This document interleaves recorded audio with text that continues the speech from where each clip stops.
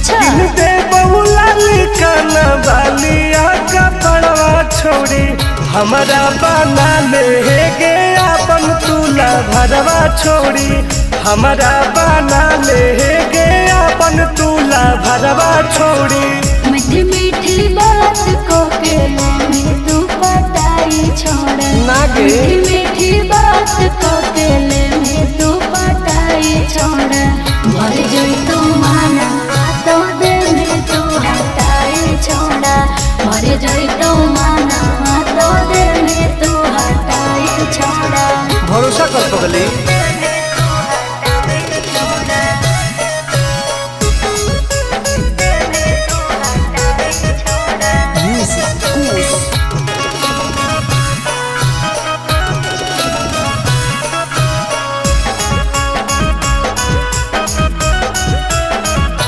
सुनो सजिया का सुख घोले अभी नहीं पाऊंगी मैं तुमसे कुमार बिना चीज न सवाऊंगी मैं। ऐसे क्यों बोलती हो? पागल समझते हो क्या? कुछ मिजाज करोगी रानी राज करोगी अच्छा जौवन होगा ससुराल जो आज करोगी। क्या बोले तू?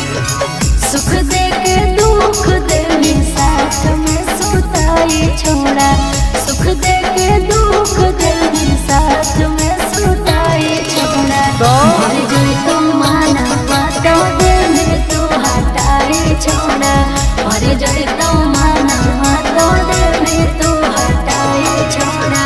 कबो लगे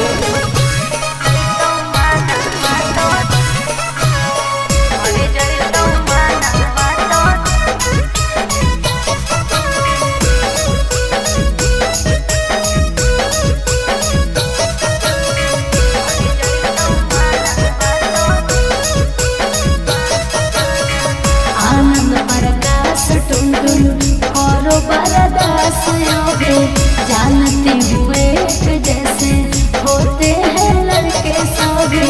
पागल हो क्या लगता है? नहीं देंगे तुमको धोखा एक बार दे के देखो मौका नहीं। मजा तुमको भी आएगा अच्छा? जब लगाएंगे हम चौका।